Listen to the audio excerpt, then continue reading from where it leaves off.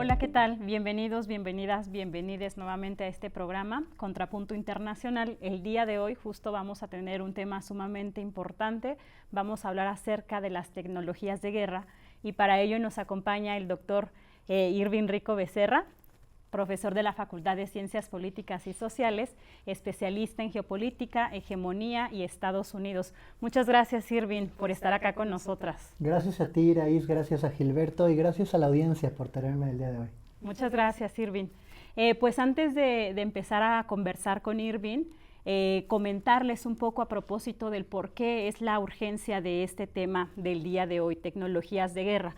Y es que precisamente habíamos estado conversando Gilberto, Irving, otros colegas y yo, a propósito de cómo han estado cambiando la dinámica de las guerras en los últimos años. Prácticamente en el siglo XXI hemos visto una transferencia y una transformación sumamente importante a propósito de cómo se están librando, dado que pues no se están librando como se hacían en el siglo XX, sino que vamos a encontrarnos con un montón de elementos de tecnología. Estamos hablando de que no solamente se libran en territorios físicos, sino también en flujos logísticos, en espacios informativos, cuerpos urbanos, plataformas digitales y hasta incluso en las emociones. Y esto nos parecía sumamente urgente en el sentido de que es lo que estamos viendo en gran medida en el genocidio actual que se está llevando en la Franja de Gaza, en donde, claro, ¿no? Hemos visto cómo a lo largo de casi ya 2 años se han estado librando todas estas batallas a partir de drones, de tecnologías de información, a partir de un montón también de sistemas de datos y demás, que hacen posible la cuestión o la capacidad del genocidio. Así también estamos ya viendo las afectaciones en términos sumamente amplios, en términos humanitarios. Desde luego hablamos de un genocidio y también actualmente estamos hablando de una crisis de hambruna brutal que está afectando a toda la población palestina, así como también a periodistas, medios de comunicación y otras más poblaciones también a nivel mundial. En ese sentido es por lo que planteamos como una forma urgente conversar con el doctor Irving a propósito de este tema. Para iniciar entonces con la discusión, Irving, también cuando pensamos justo en guerra, pues muchas veces se nos vienen a la cabeza imágenes de soldados, bombas, trincheras y demás.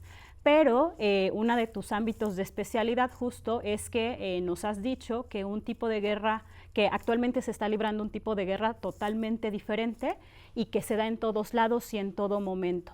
Entonces, te quisiéramos preguntar, Irving, ¿cómo se libran las guerras en la actualidad y en qué se parecen y en qué difieren las guerras en la actualidad de las del pasado? Sí, muchas gracias por la pregunta. Yo creo justamente que cuando hablamos de las guerras en el siglo XXI hay que tomar en cuenta que estas guerras de militares, de trincheras, de soldados, de ejércitos desplegados en territorio no han desaparecido.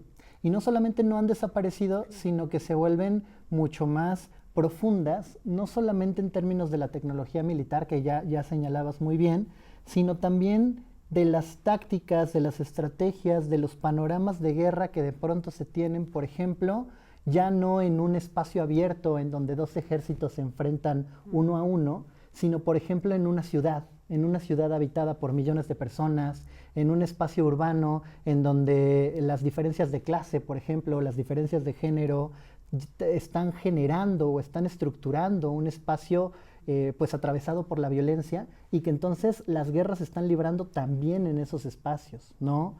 Que además si le agregamos toda la dimensión, por ejemplo, cibernética, virtual, todo este tipo de situaciones en donde las nuevas tecnologías y las redes de información pues también están creando entornos distintos para la propia confrontación, ya sea entre las propias potencias o ya sea entre actores no estatales, pues de pronto como que vuelven más complejas las guerras en la actualidad. Entonces, tal vez no es que estemos hablando de una guerra 100% diferente, sino que justamente creo que se complementan en su complejidad con estas nuevas situaciones. Sí, Clause, hola Irving, muchas gracias por estar acá con nosotras, nosotros. Este, Creo que Bueno, como sabes, Clausewitz decía que la política, que la guerra es la continuación de la política por otros medios, pero estamos ante la continuación de la guerra por otros medios con esto que nos dices. Y ahora que mencionas esto, me recuerdas también mucho a lo que Foucault dice en los setentas, ¿no? Como invierte el aforismo, dice, pues es que la política también continúa la guerra. ¿Y esto a qué se refiere? A que las formas estatales, a que las formas políticas, las instituciones, que se pueden nombrar democráticas, por ejemplo, que se pueden nombrar liberales, también de pronto están ejerciendo pues una serie de violencias que están perpetuando también todas estas formas de guerra y que las están condensando, que las están llevando de manera mucho más clara también a las sociedades en los distintos panoramas y los distintos contextos. Clausewitz, por ejemplo, también hablaba de una guerra total, Gilberto, ¿no? Una guerra total en donde se movilizaban todas las posibilidades de un ejército, de un Estado en función del objetivo. Bueno, Eric Hobsbawm retomaría lo de la guerra total para el siglo XX, con las guerras mundiales, con cómo, por ejemplo, la propaganda o los medios de comunicación también formaban parte de un escenario de guerra. Creo que hoy podríamos hablar de una guerra total más allá, ¿no? O sea, de una guerra total que está involucrando, pues ya no nada más las cuestiones de los medios de comunicación o las cuestiones de la propaganda o de la propia logística, sino que además ya también está involucrando a la sociedad civil en distintos niveles y en distintas escalas, tanto en un sentido político, como la política como continuación de guerra, pero también en el ámbito militar, porque me parece que también ha habido grandes transformaciones en ese sentido desde ahí. Sí, y como para continuar con esto que nos estás diciendo, Irving, ¿cuáles son esos momentos o esos procesos que han transformado la guerra del cómo la conocíamos quizá todavía a mediados del siglo XX o todo el siglo XX a lo que Ujú. estamos viendo actualmente? Bueno, es bien interesante esto, ¿no? Creo que de pronto es difícil encontrar como esos momentos puntuales, ¿no? En donde podemos decir a partir de aquí se transforman las cosas.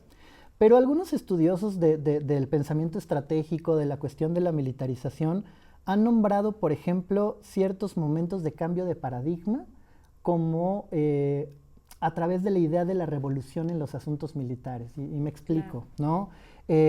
Revoluciones tecnológicas que transforman el armamento o que transforman el transporte o que transforman los medios de comunicación o que transforman, qué sé yo, cualquier tipo de tecnología aplicada a la guerra, pero que una vez que transforman esa parte tecnológica son adoptadas y adaptadas por los ejércitos para transformar la estrategia, para transformar tanto la visión estratégica como la cuestión operacional, la doctrina, la forma en la que se organizan las Fuerzas Armadas y el momento en el que todo el, digamos, el elemento, vamos a decirlo como el gran elemento militar se transforma a partir de estas modificaciones, entonces se puede hablar de un revolucionamiento de los asuntos militares. En la Primera Guerra Mundial vivimos una transformación de esta naturaleza. En la Segunda Guerra Mundial, con el armamento nuclear, por ejemplo, se transforma todo el esquema de seguridad internacional en su conjunto. Estamos hablando de momentos en donde se revoluciona todo de manera amplia. Algunos de los estudiosos de esto nos han dicho que a partir de los 80 del siglo pasado estamos viviendo una revolución de los asuntos militares que tiene mucho que ver con estas nuevas tecnologías, tanto cibernéticas, digitales, localización, este tipo de cosas que hoy podemos encontrar tan cotidianamente, voy a decirlo, de esa manera, en las guerras que vemos, por ejemplo, en Gaza, en Ucrania, o incluso en los despliegues militares que podemos tener pues, en nuestros espacios más cotidianos. Sí, y esto que dices, Irving, es sumamente importante, pero también alarmante, porque estás poniendo sobre la mesa que, claro, esta cuestión de lo militar no solamente se despliega en momentos de crisis abierta, sino que forman parte de nuestra cotidianidad, justamente, ¿no? Y entonces es ahí quizá donde se permite esa transformación, esos movimientos de la tecnología, porque se emplean todos los días, todo el tiempo se están, digamos, reactivando nuevos mecanismos, se están generando nuevas investigaciones y demás en el ámbito que tiene que ver con lo tecnológico, sí, perdón, con lo militar, pero también con otros ámbitos de la vida. Sí, o sea que las guerras ahora, bueno, son guerras totales, quizá más totales que antes, ¿verdad? Están las dos partes, ¿no? Esta parte, eh, bueno, ya lo conectarás tú, que creo que para eso te invitamos, ¿no? Pero tenemos toda una serie de tecnologías ahora y no sé si a eso es en parte a lo que te refieres con estas revoluciones del ámbito militar.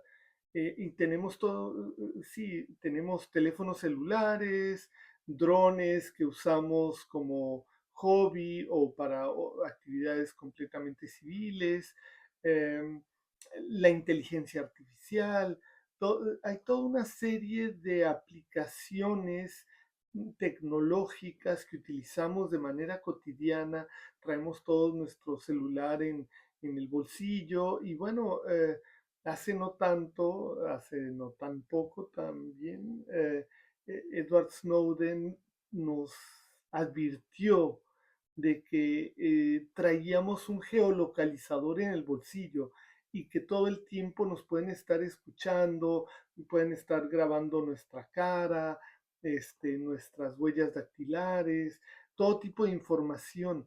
Esto es parte de esta revolución tecnológica que está transformando lo militar y está militarizando lo civil.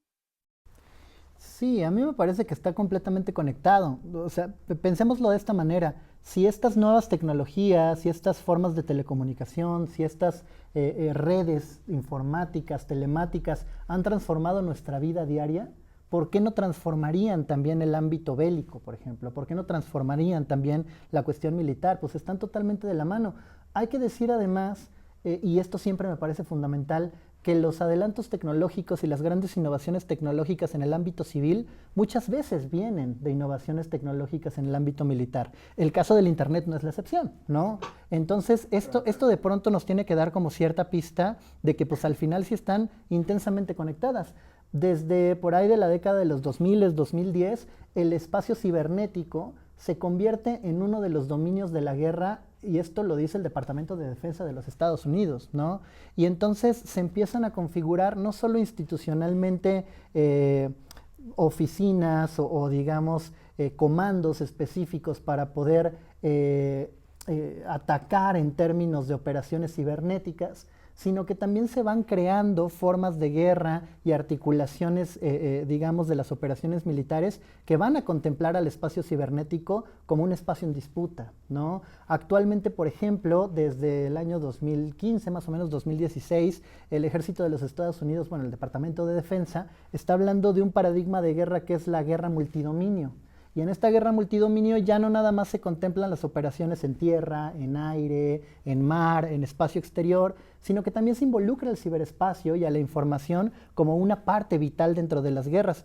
Y podríamos decir incluso tal vez como una de las partes más importantes, porque es la que articula logísticamente a las otras partes, ¿no? Entonces, 100%, yo pienso que si como sociedad civil estamos tan dependientes por un lado, pero también tan interconectados por el otro a este tipo de tecnologías, entonces me parece que las lógicas de guerra hoy tienen que contemplar esa interconexión, ya sea para las propias estrategias militares en el campo de batalla, como para esta guerra total siglo XXI que tenemos en la actualidad, de la que ya nos hablaba también Gilberto, ¿no? Sí, y ahora o sea, escuchándote hablar, Irving, me surgen muchísimas preguntas, pero también, o sea, pienso en la capacidad logística, en la capacidad también de desarrollo tecnológico que significa o que implica la inteligencia artificial. Un campo que está actualmente totalmente en disputa y que, claro, ¿no? Por una parte, ciertamente es que ha agilizado los ciclos de acumulación de capital, pero pensando en el ámbito de la tecnología, ¿qué podríamos ver o avisar a propósito de lo bélico? Sí, creo que esto es bien interesante. También se habla mucho de la inteligencia artificial como una, vamos a decirlo así, como una nueva arma, ¿no? Como un nuevo elemento estratégico dentro de las operaciones militares. Y por supuesto, los ejércitos de las grandes potencias en el mundo están invirtiendo mucho en cuestiones de inteligencia artificial, y no solo en su desarrollo tecnológico, sino también en la comprensión, vamos a decirlo, más neurocientífica de lo que implica la inteligencia o de lo que implica pues la unión, digamos, entre tecnología y toma de decisiones y este tipo de cuestiones. Hay que decir también, y esto siempre me parece importante decirlo, me parece que también el tema de la inteligencia artificial está plagado de mitos, ¿no? O de pronto como de situaciones que nos, por ejemplo, nos harían pensar que estas inteligencias artificiales van a plantear tal vez todo un nuevo tipo de guerra o todo un nuevo tipo de ejercicios militares o transformaciones tan profundas en los esquemas de seguridad en el mundo que van a revolucionar al 100% pues todo ello. Y más bien yo lo que pensaría es, hay que entender que esto se viene revolucionando desde tiempo atrás, que estamos insertos en una revolución de largo alcance, en donde tanto el ciberespacio como las cuestiones de digitalización, la autonomización y automatización de procesos, todo este tipo de cosas se van vinculando con las inteligencias artificiales y con el machine learning y con todo este tipo de cuestiones, y que van planteando un escenario mucho más complejo en conjunto, ¿no? Pero que es parte de una revolución más amplia y que es parte de transformaciones también de más largo aliento. Sí. Y adelante. Sí, hay una empresa que a mí me causa mucho resquemor, y es Palantir, de Peter Thiel. Y eh, parece que están como tratando de recabar toda la información. O sea, lo que nos advertía Snowden hace unos años parece un juego de niños al lado de lo que está queriendo hacer esta empresa, de recabar todos los datos de toda la población del mundo, y procesar esos datos a partir de nuestra utilización de Facebook, de X, de todas las redes sociales, Instagram, TikTok, etc. Este, ¿Cómo se articula esto, o estoy ya yéndome muy lejos?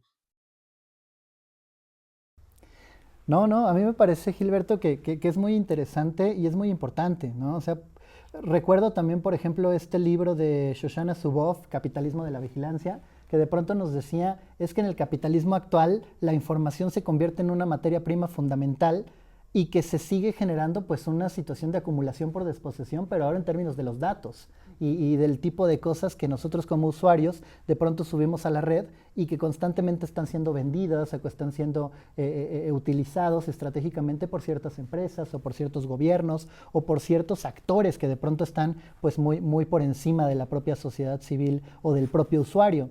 En ese sentido, creo que lo que tú estás mencionando, Gilberto, este tipo de empresas, perfiles como el de Thiel, por ejemplo, pues justamente lo que están buscando es darle un continuum a este capitalismo de la vigilancia en función, por ejemplo, de los perfilados que van generando por cada usuario y de la información estratégica que eso de pronto puede generar. Porque al final del día, las redes sociales y el espacio cibernético se convierten también en una especie de cartografía de la sociedad para de pronto tener cierta información, localización, ubicación, redes, etcétera, que de pronto puedan ir interconectando pues a la propia sociedad y también haciendo que esto funcione de manera más estratégica. Entonces, yo creo que sí es importante tenerlo muy en cuenta, porque además tienen el apoyo de grandes gobiernos, como puede ser el de los Estados Unidos, por ejemplo. Claro. Muchas gracias, Irving. Hacemos corte y volvemos. Irving, y continuando con todo esto que nos has dejado sobre la mesa, que nos deja bastante en qué pensar, justo, ¿no?, a cuestionarnos y demás cómo usamos los datos, una de las cuestiones fundamentales que resulta de toda esta transformación tecnológica y justo de la transformación en términos de los asuntos militares se plantea también en términos de las ciudades. Es decir, que actualmente pues la sociedad civil ya deja de ser un daño colateral y más bien pasa a ser el objetivo de esas guerras en lo urbano. Entonces, en este sentido, ¿qué implica hoy que se hable de esos enemigos internos o esas amenazas internas dentro del territorio y que las guerras también se libren en entornos urbanos? Claro. En principio creo que implica, pues nos habla de una gran transformación, ¿no? Ya hablábamos de esta revolución de los asuntos militares de los 80s, ¿no? Y hablábamos de las tecnologías y de cómo transforman la estrategia y de cómo transforman la idea de la seguridad, del riesgo, de la guerra, etcétera. A mí me parece que dentro de esta revolución de los 80s se empieza justamente a ver a la sociedad civil, como lo dices bien, ¿no? No como un daño colateral o no como parte del escenario de la guerra, sino como parte de un objetivo estratégico para poder alcanzar un dominio de lo social, ¿no? Eh, hay algunos conceptos, por ejemplo, cuando viene la intervención de Estados Unidos en Irak, se empiezan a dar cuenta, por ejemplo, de que la población civil, digamos, la sociedad, de pronto está jugando un rol muy activo en la cuestión, ya sea, por ejemplo, vamos a decirlo así, como de guarecer o de abrazar, digamos, la causa de aquellos que los Estados Unidos nombraban como el enemigo, ¿no? O como el riesgo. Y entonces, de pronto empiezan a pensar en un esquema de intervención y de guerra más centrado en la población. Pero centrado en qué sentido? En un sentido de manipulación social y de convencimiento de la población de quiénes son los buenos de la historia, de quiénes son los que tendrían que salir victoriosos en todo esto, ¿no? Este combate centrado en la población empieza a generar entonces todo un esquema que dicen los propios estrategas militares, lo que se busca es generar los menos daños colaterales posibles, ¿no? Pero que al final del día también ya está objetivando a la población como un objetivo estratégico, tanto en un sentido de manipulación política, económica, social, etcétera, como también creo en un sentido de un objetivo estratégico como tal para la propia guerra, ¿no?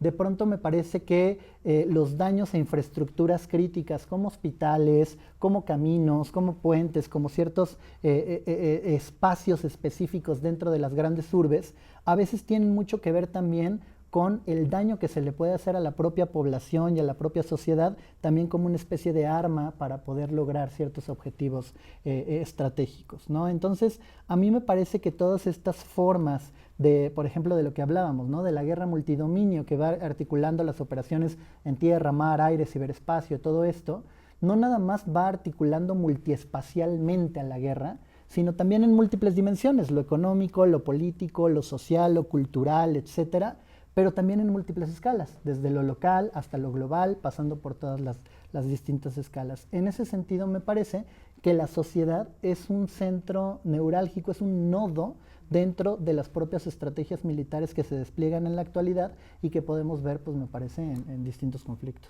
Claro.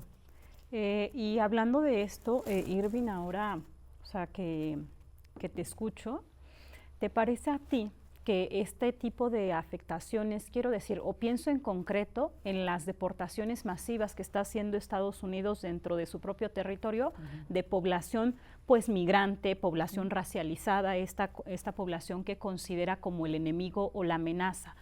Entonces, estamos también frente a un mismo mecanismo, es decir, o sea, que esas guerras también se libran al interior de su territorio contra incluso su propia población, pero que los considera o que los construye más bien como un enemigo o ajeno a lo que significa su ideal de sociedad civil. Sí, yo creo que estas lógicas de guerra pues efectivamente están presentes en términos de la política que se ejerce para ciertos grupos sociales o para ciertas personas que son consideradas como más riesgosas que otras.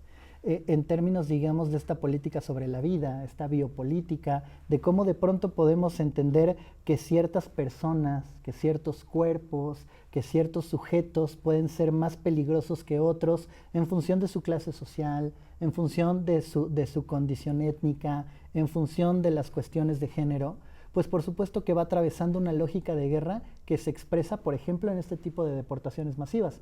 Porque hay que decirlo, las deportaciones en sí mismas ya son un ejercicio de violencia muy claro, pero también son un ejercicio de violencia narrativa, ¿no? ¿Quién es el migrante y por qué es peligroso para los Estados Unidos? ¿Quién es esta persona que tiene que ser deportada en función de la propia seguridad nacional? Ese tipo de construcción del enemigo y de construcción del riesgo me parece que sí tiene atravesada esta lógica de guerra, a pesar de que pues evidentemente no podríamos hablar de las mismas condiciones que pasan en los Estados Unidos a las que pasan en un territorio atravesado por la propia guerra en términos militares, ¿no? Claro, ¿no? Y ahí está en juego la cuestión de la información. Sí, sí. De los datos, de cómo se va construyendo con esta información, este tráfico de datos, la idea de lo que significa ese enemigo. Entonces, por eso es crucial. Gilberto. Y me parece esto que están diciendo en este momento de la construcción del enemigo, ¿no? Porque hay un libro muy interesante que escribió, bueno, una persona que influyó mucho en estos asuntos, el profesor Samuel Huntington, y escribió un libro eh, que se llama ¿Quiénes somos? O algo así, acerca de la crisis de identidad americana y en él plantea que el enemigo, así como antes Estados Unidos tuvo un enemigo muy práctico, que fue la Unión Soviética, después tuvo como enemigo, como gran enemigo, pues al fundamentalismo islámico y todo lo que llamó terroristas, pero que todo eso no iba a ser suficiente, decía Huntington, y se necesita un enemigo interno que permita unificar a los estadounidenses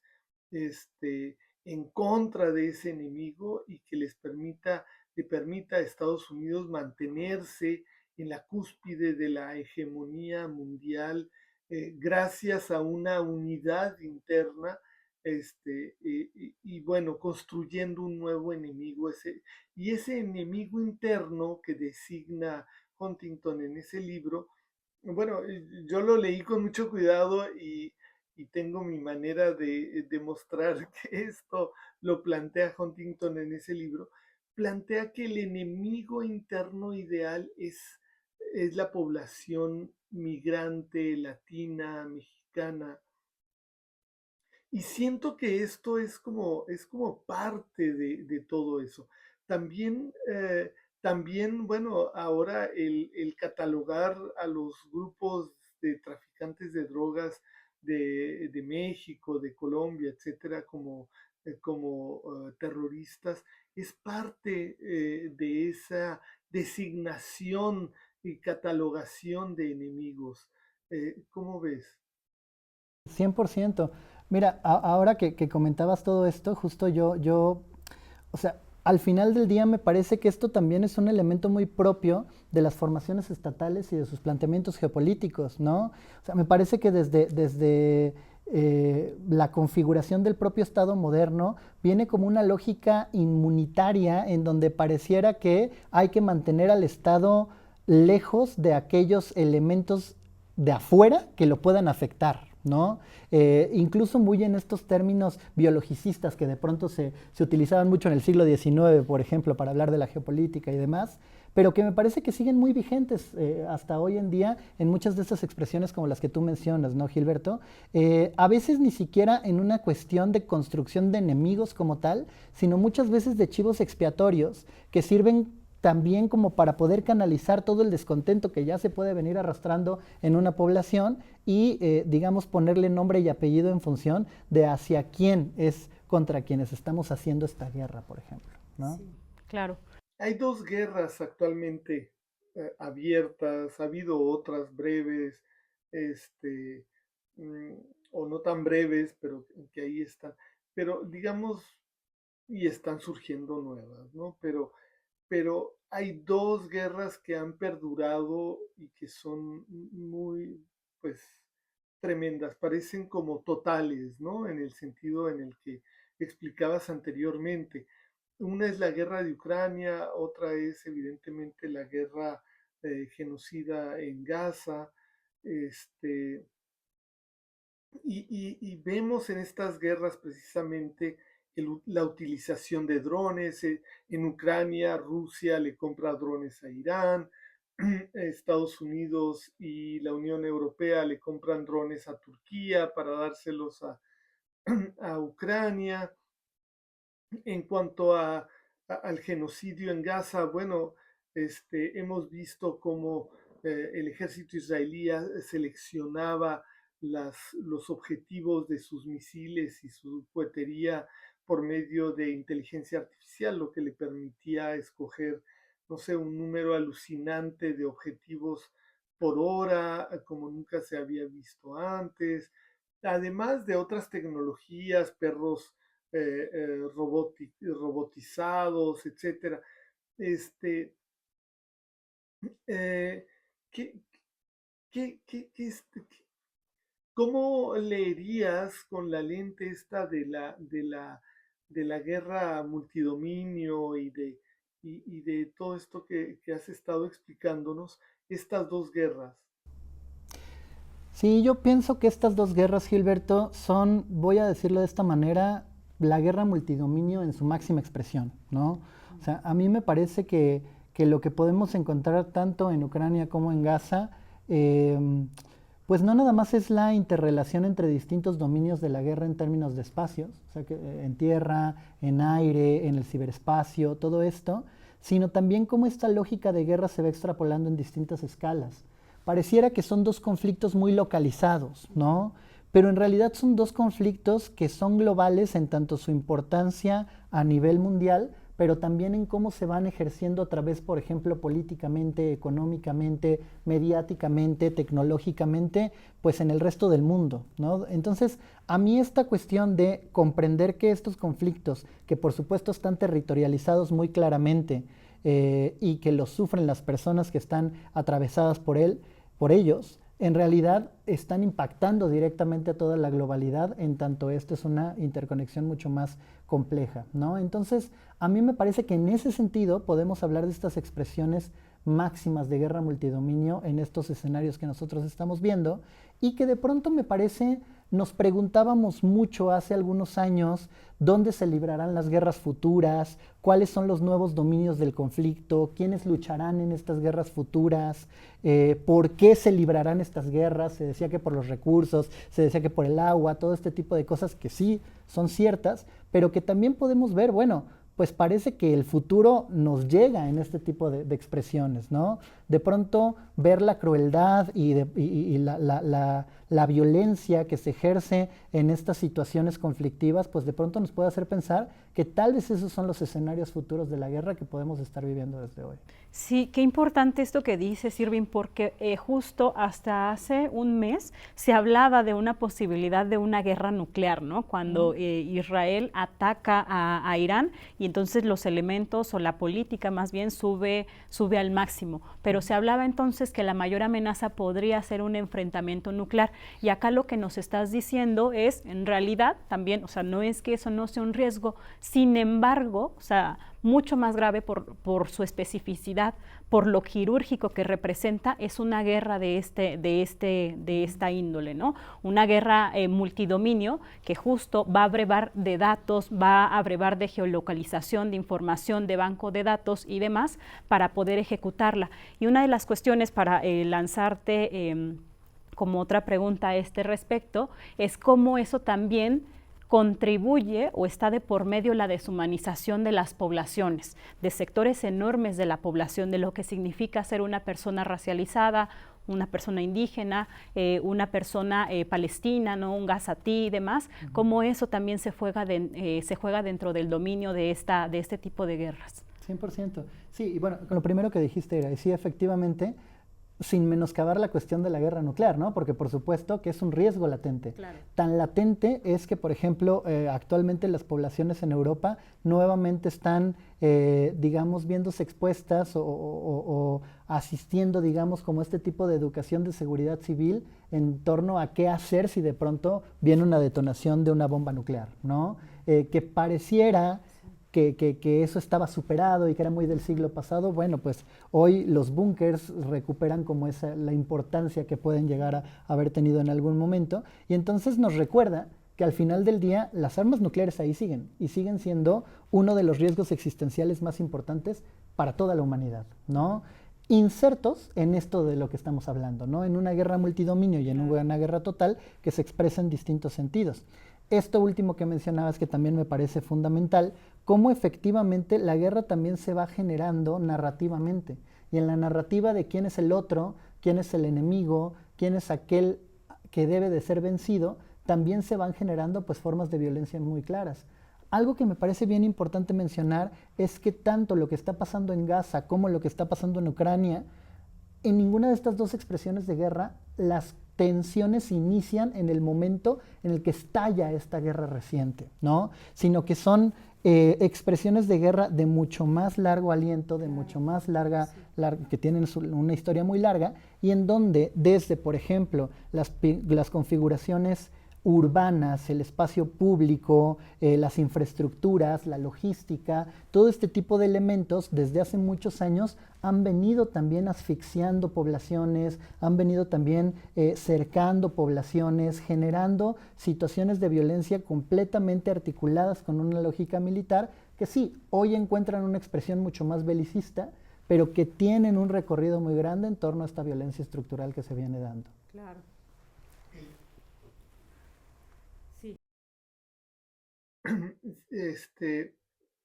Sí, totalmente, porque lo de Ucrania pues es una extensión, es un resultado de una confrontación entre, eh, digamos, al estilo de la Guerra Fría, ¿no? Entre Estados Unidos y Rusia, en la que Ucrania termina siendo el peón. Eh, pero la agresividad estadounidense pues no ha cesado desde la década de los 90, expandiendo la OTAN hacia el este. Y por otro lado, pues también hay de parte de Rusia unas aspiraciones ahí hegemónicas sobre Ucrania. Y, pero me llama, bueno, quizá porque me dedico más a esto, pero me llama mucho la atención en el caso de Palestina, de Gaza, cómo hay una deshumanización de las personas de Gaza, de los palestinos, las palestinas, al grado de que ya no importa esto que mencionabas de que se podía buscar en esta guerra multidominio evitar los daños colaterales, aquí es todo lo contrario. Es como incrementar al máximo los daños colaterales al grado de utilizar el hambre y la hambruna, no solo el hambre, sino la hambruna como un arma de guerra para aniquilar a toda una población.